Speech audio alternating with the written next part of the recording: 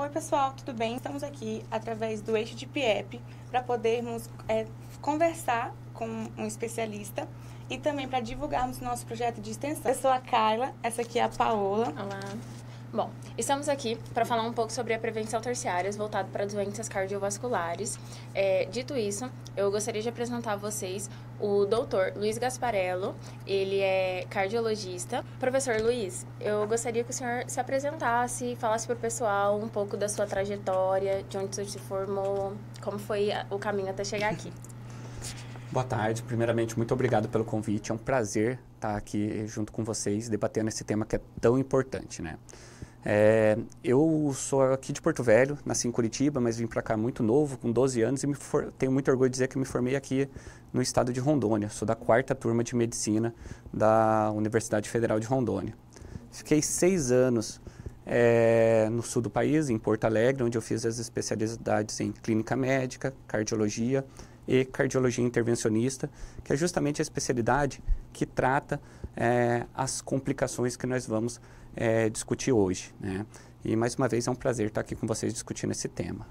A gente agradece pela presença e por ter topado o nosso convite logo de cara. A gente fica muito feliz com isso.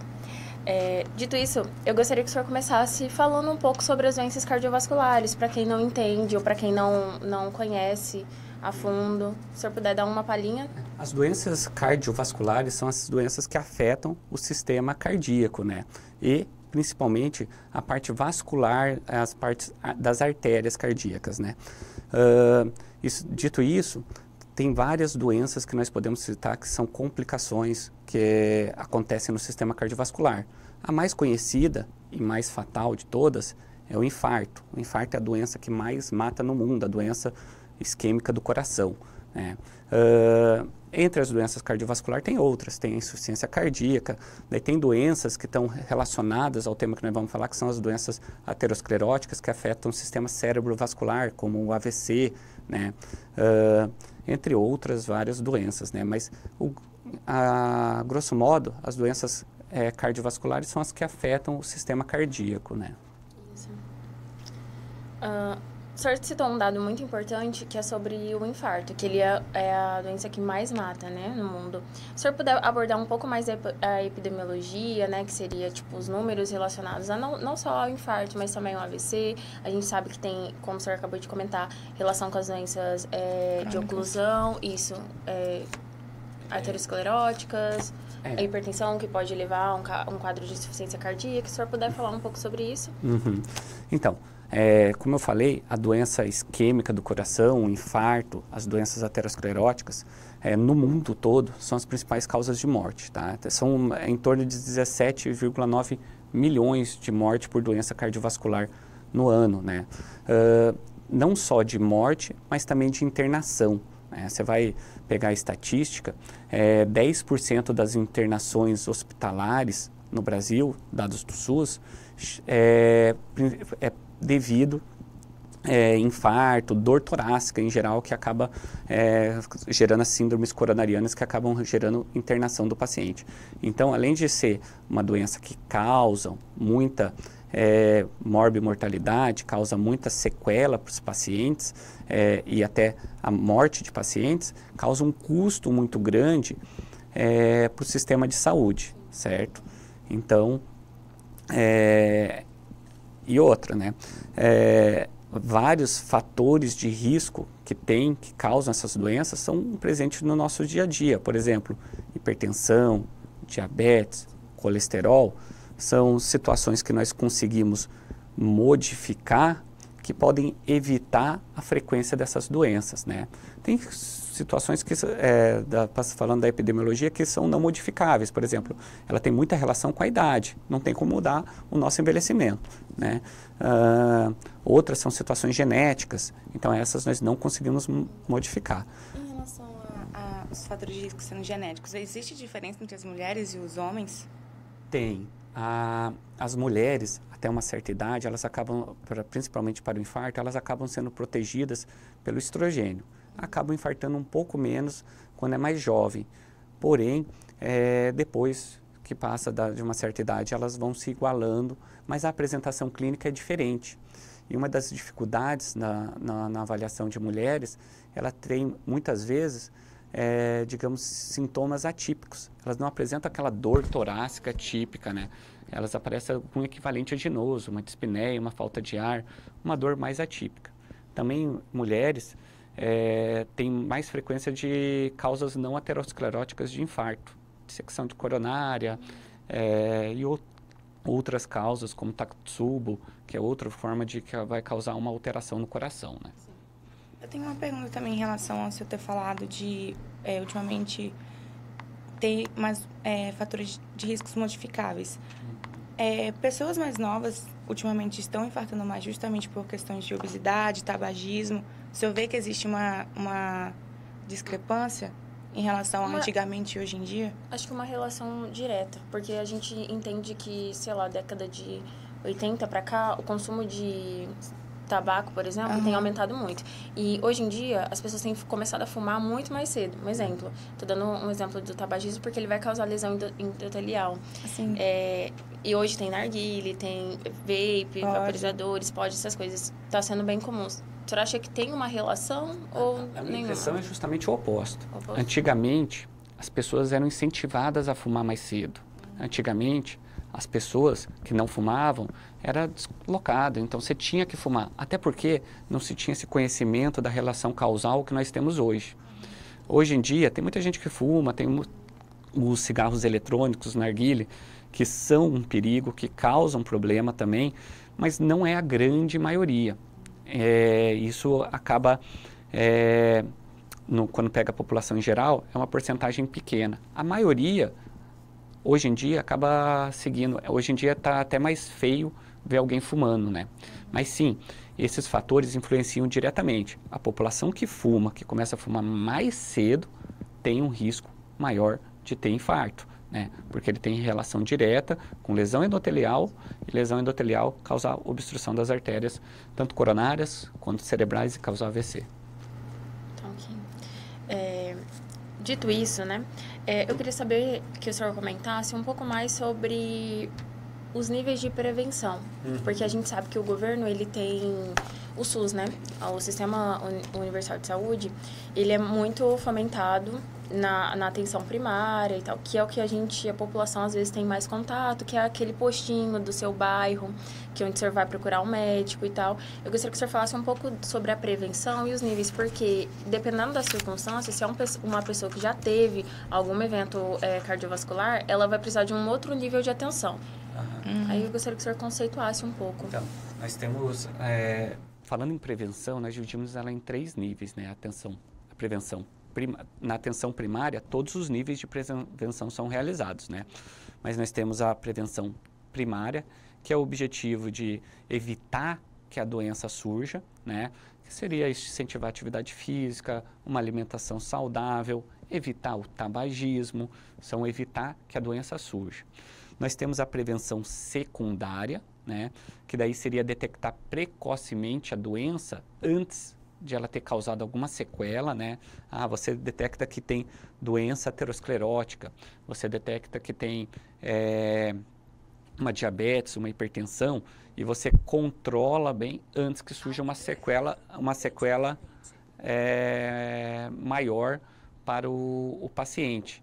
E na atenção terciária, é aquela que você não conseguiu controlar, ele já teve um infarto, já teve um AVC, e daí você entra com todas as medidas para fazer uma reabilitação, para melhorar a qualidade de vida e para evitar novos eventos. Isso daí entra tanto a terapia medicamentosa, mas também entra as medidas não farmacológicas, como atividade física, alimentação saudável, tratamento e acompanhamento com um psicólogo, com um profissional de educação física. Todos os níveis, na prevenção primária, secundária e terciária, a equipe multidisciplinar é fundamental. Mas na atenção terciária, todos os profissionais têm que estar mais empenhados ainda, porque nós já sabemos que é um paciente que teve evento, tem um risco maior de ter evento, então nós precisamos de um esforço maior para manter a qualidade de vida desse paciente. Não sei se foi comentado com o senhor, quando chamamos por que a escolha do nosso projeto. O nosso projeto, a gente conseguiu perceber nosso eixo de ESC, quando fizemos visitas domiciliares, que essas pessoas que têm hipertensão, diabetes, elas não têm noção dos agravos que podem vir. E isso é muito falta de conhecimento da população. Então, eu queria que o senhor explicasse ou falasse para as pessoas poderem entender que agravos podem vir a acontecer além do infarto. Uma insuficiência cardíaca, se eu falar um pouco mais sobre elas. Eu falo muitas vezes para os pacientes, tem pacientes que é muito corajoso, né? Não me cuida de diabetes, não cuida de hipertensão, se morrer não tem problema. Morrer não é o principal, não é a pior situação. Tem situações muito piores do que ter uma morte súbita, né? Tem pacientes que têm um infarto e eles ficam com o coração sem funcionar direito. Então, para eles andar um pouquinho já é um sacrifício. Começa a encher de líquido o pulmão, ele fica com insuficiência cardíaca, cansado. Tem pacientes que têm um AVC, eles ficam com o corpo parado, às vezes não conseguem andar, às vezes não conseguem nem se comunicar. E acabam ficando o resto da vida deles totalmente dependente de outra pessoa. Então, a melhor forma de evitar que isso aconteça é a prevenção. E como que é essa prevenção? Evitar ter as doenças, né? Primeiro, com alimentação saudável e atividade física. Não tem remédio melhor que uma alimentação saudável e atividade física. Não existe, tá? E não tem custo. Não, tem que comprar comida cara. Não é isso.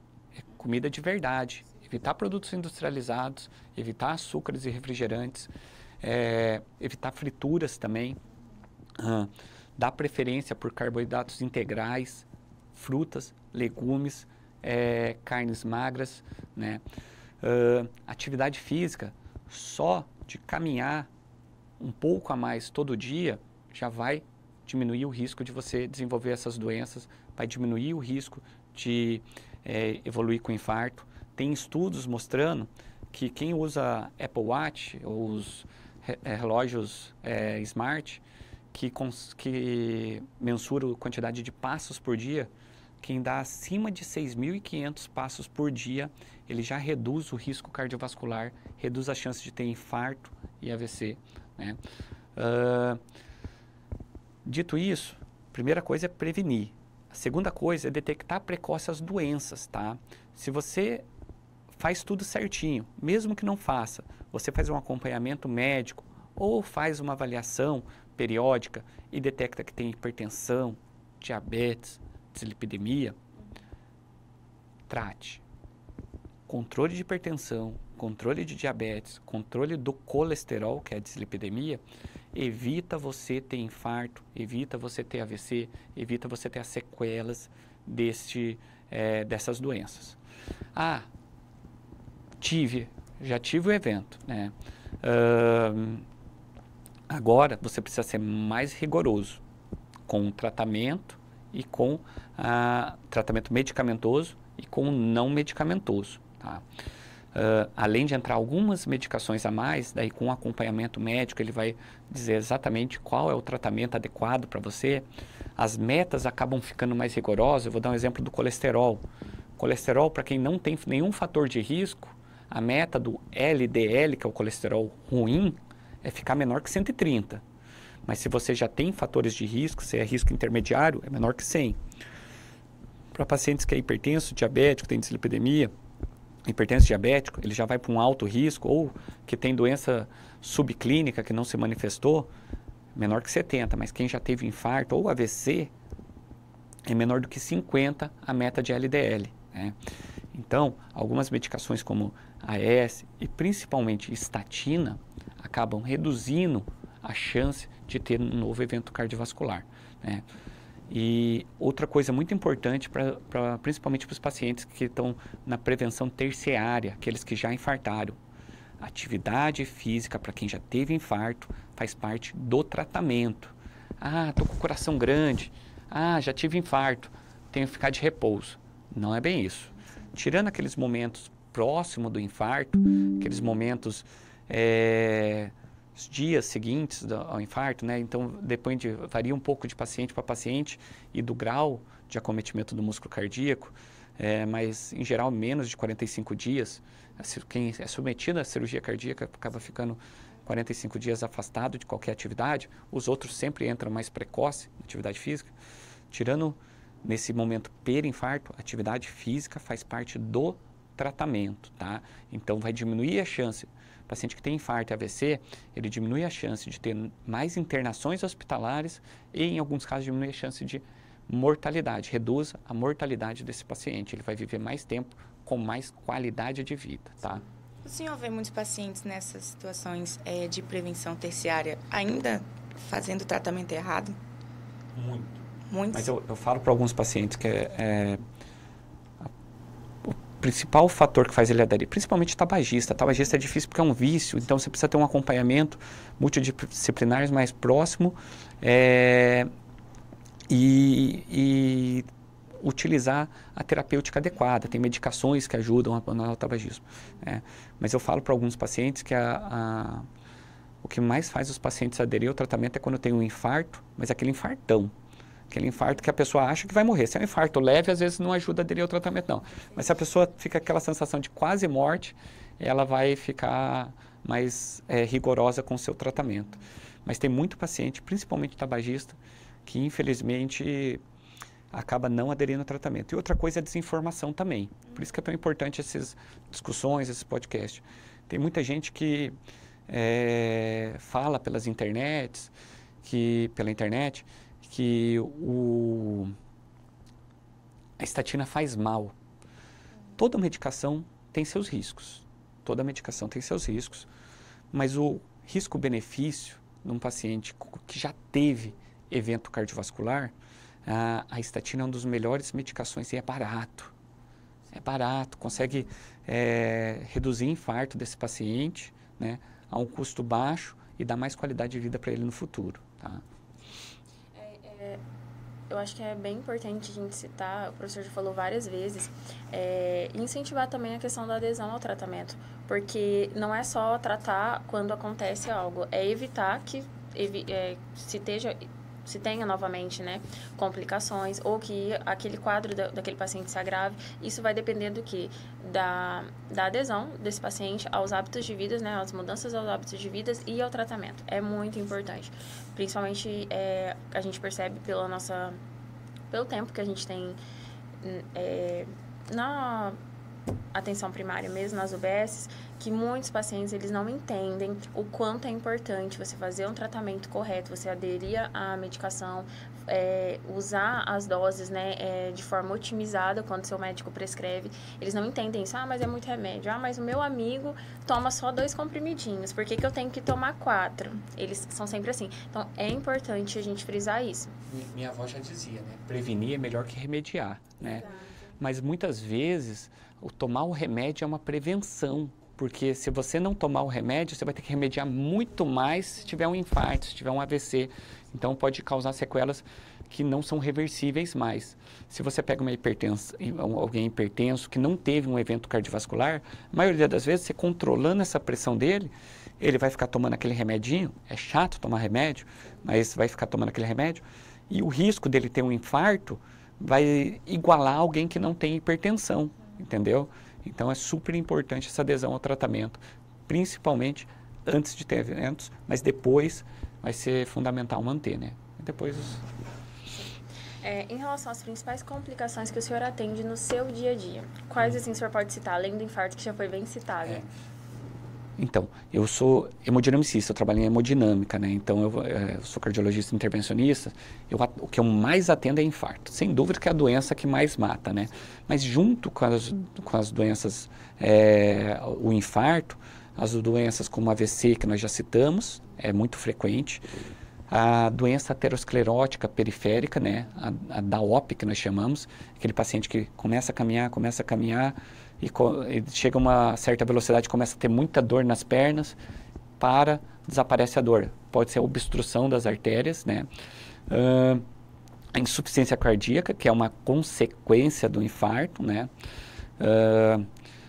Outra também a insuficiência renal, né? Pacientes que acabam tendo doença aterosclerótica têm mais chance de evoluir com doença renal, precisar de controle, às vezes medicação e muitas vezes até hemodiálise, né? Teve vários pacientes meus que acabam, que eu acompanho, que acompanham junto com a nefrologista por causa de hemodiálise. E se o senhor pudesse citar, assim, cuidados que a pessoa pode, que os pacientes, eles, que já tiveram, né, alguma complicação, tipo, já teve um evento cardiovascular, quais os principais cuidados que esses pacientes, eles podem ter no pós? O senhor citou alguns relacionados à atividade física, que até foi importante o senhor falar disso, porque pode ser, às vezes, um mito para algumas pessoas, de tipo, eu infartei, eu não preciso mais de atividade física porque meu coração não aguenta. É porque, querendo ou não, na cabeça das pessoas que não têm muito conhecimento, é contraditório falar, eu tenho um problema no coração, vou fazer uma caminhada. Isso. Mas isso era um conceito antigo, viu? Antigamente era contraindicado a atividade física para qualquer um que tinha obstrução. Hoje em dia existe ainda algumas contraindicações à atividade física. Não vamos estender aqui, mas o médico que atendeu o paciente vai acabar alertando isso. Quando o paciente tem insuficiência cardíaca descompensada, lesão grave não tratada, mas isso daí é outra situação. A grande maioria dos pacientes tem que fazer atividade física, vai melhorar a qualidade de vida e vai fazer ele ter um risco menor de infarto. Tá? Mas além da atividade física e alimentação saudável, que são os principais pilares do tratamento não farmacológico,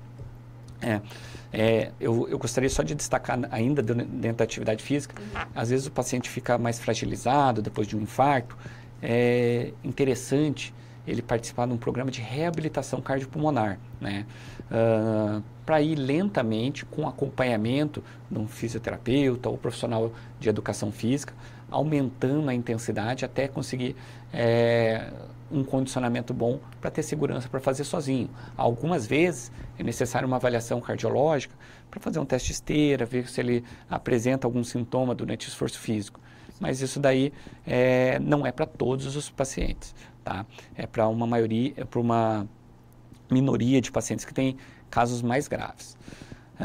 Mas todos têm que passar por uma avaliação cardiológica ou com o médico do posto de saúde para ele liberar para atividade física. Ponto. Controle de hipertensão, como nós já falamos, controle de diabetes, controle de dislipidemia são fundamentais. As metas vão ficando mais rigorosas para quem já teve eventos cardiovasculares, tá? Outro ponto importante, abandonar o tabagismo, tá? Isso é importante. Controle do estresse. Difícil na nossa sociedade, muito corrida, tudo, mas isso acaba ajudando, né? Mas esses são os principais fatores para conseguir evitar novos eventos cardiovasculares. E sem dúvida, a adesão ao tratamento, que daí entraria para quem já teve um AVC ou infarto, medicações, que daí vai variar de paciente para paciente, a maioria acaba ficando com o AS e a estatina, né? Tem medicações que protegem o coração, mas daí um médico vai orientando caso a caso, tá? Então, ok. Eu acho que só é importante a gente frisar que a população em geral, né, procure... a porta de entrada, né, ao SUS é sempre a UBS. Bom, sempre é uma palavra muito... talvez exagerada, mas a maioria das vezes. Então, como o professor disse, é importante vocês estarem fazendo acompanhamento, né, de preferência, tipo, sempre estar procurando assistência à saúde para estar fazendo uma investigação para evitar que se chegue a esse ponto. Se você já teve uma complicação, então é importante que você faça o acompanhamento com o seu cardiologista e siga, né, as ordens e prescrições dele, porque é como o professor já avisou. Cada paciente vai ser um paciente, então vai ter um paciente que ele não vai poder fazer atividade, mas quem vai dizer isso? Seu especialista, entendeu? Então, acho que eu gostaria que o senhor comentasse, pelo menos citasse, em que estado o paciente não pode fazer atividade física?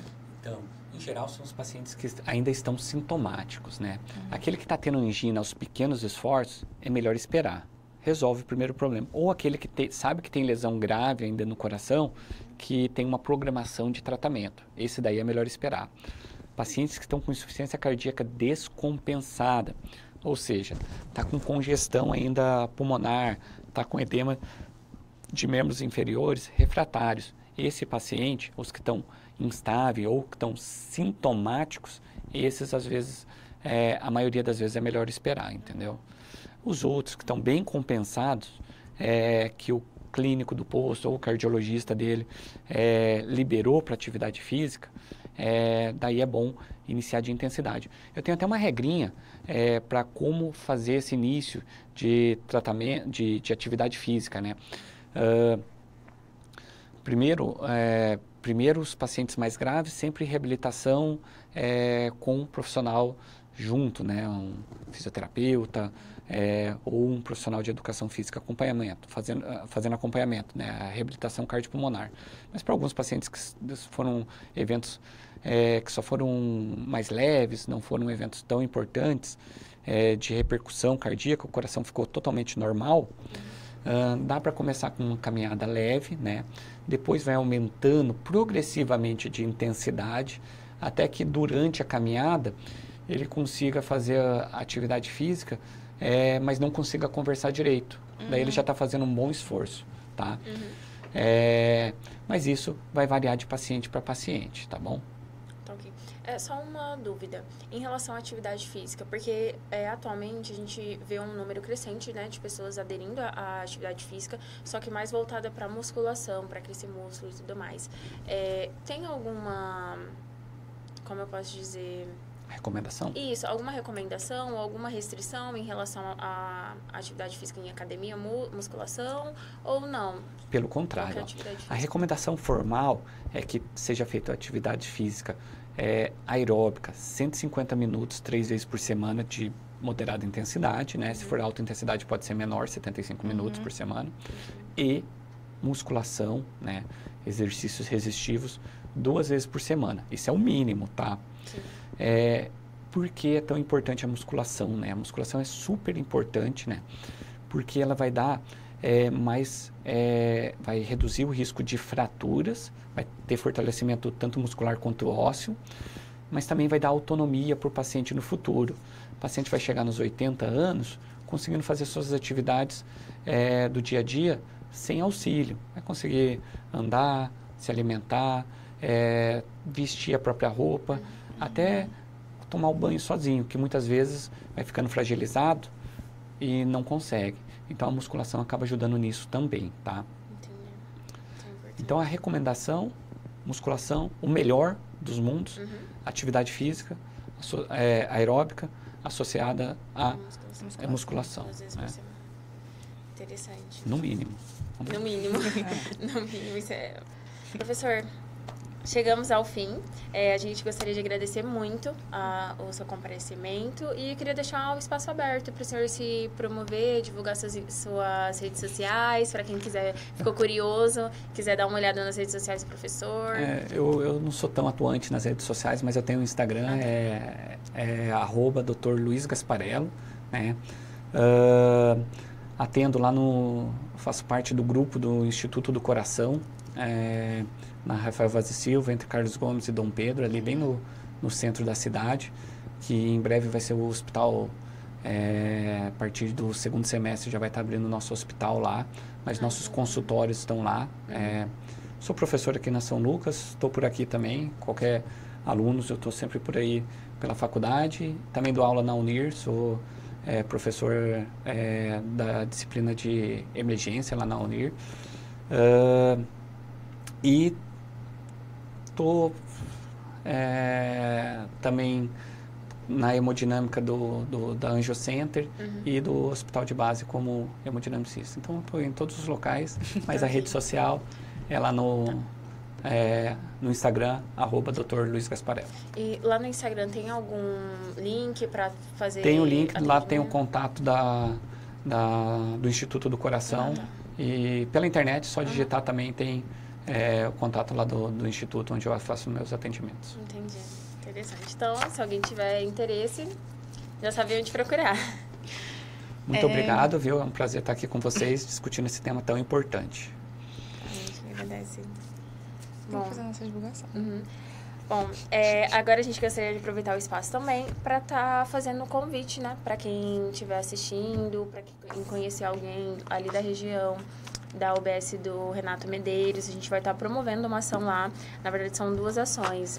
Dia 26/4, a gente vai promover uma roda de conversa com pessoas que se enquadram nos fatores de risco para desenvolver eventos cardiovasculares.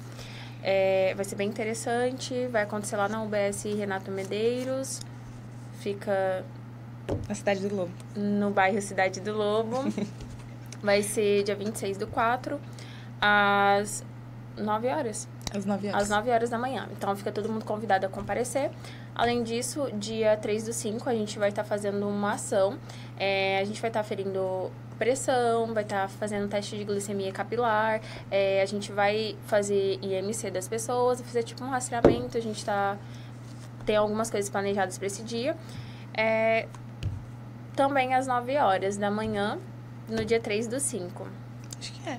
Todos os dias, numa sexta-feira. Sintam-se convidados, se conhecer alguém que já teve algum evento cardiovascular e queira participar, ou se você conhecer alguém que tem hipertensão, tenha diabetes.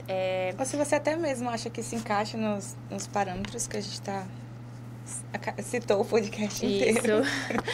Sintam-se convidados, a gente vai ficar muito feliz em contar com a presença de vocês. Aguarde os próximos episódios. E é isso, muito obrigada pela atenção. Tchau, tchau. Tchau. Tchau, tchau.